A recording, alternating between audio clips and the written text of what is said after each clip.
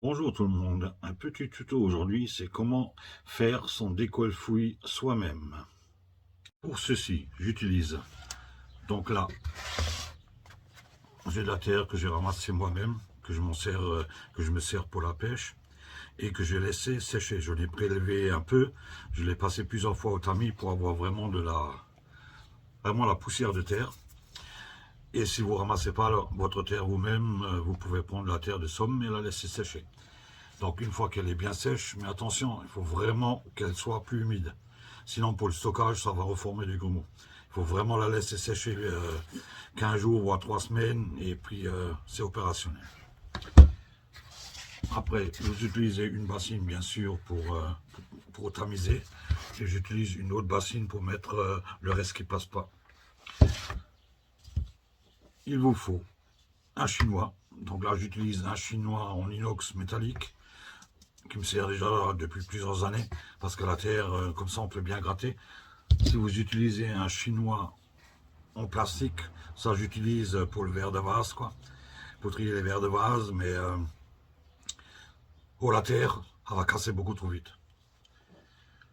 Pour le stockage, j'utilise des pots de colle asticot vide. J'aime bien ces petits pots parce qu'ils ont un bouchon avec deux ouvertures, une grande et une petite ouverture. Donc ça me sert pour emmener avec à la pêche. Pour le stockage à la maison, le reste, je le mets simplement dans un sachet. On peut également teinter la terre encore humide en noir avant de la tamiser. Vous la tamisez, vous la laissez sécher, comme ça vous avez un décolle-fouille qui sera noir pour les utilisations d'hiver avec de l'amorce noire. Pour cela, j'utilise voilà, du noir de vigne. Voilà, en l'occurrence. On n'a pas besoin de rajouter beaucoup, c'est très traçant.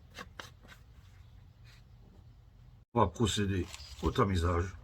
Donc, mon petit chinois que je place sur la bassine. Je mets la terre dedans, allez-y doucement parce qu'après c'est volatile, ça fait beaucoup de poussière. Voilà, et là je la passe tout simplement au chinois. En procédant comme ça fait pas beaucoup de poussière. Donc j'essaye de passer le maximum pour qu'elle soit vraiment tout fine. Ça va ressembler à du sablon, hein. C'est vraiment tout fin. Donc on va bien tamiser tout ça.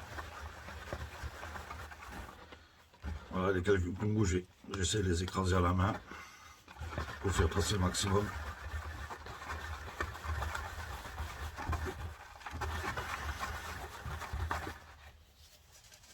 Voilà, on va essayer de passer le maximum. Mais une fois que la terre elle est bien sèche, il n'y a aucun souci.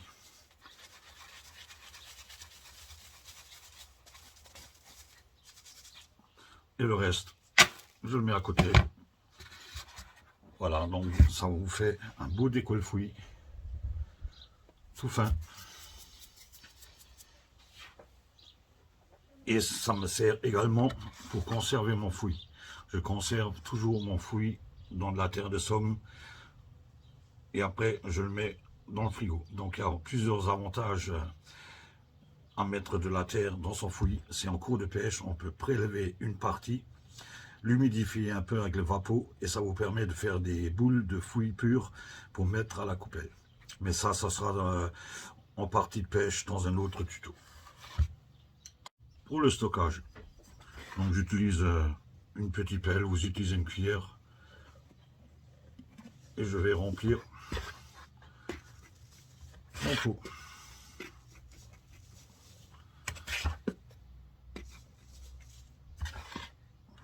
C'est ce pot là qui va me servir pour emmener avec à la pêche.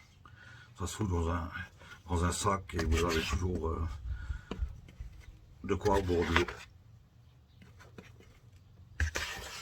Et le reste, bien sûr, je vais le mettre dans un sachet zip. Et puis voilà. Si je veux, pour la maison, pour décoller mon fouille à la maison et le garder,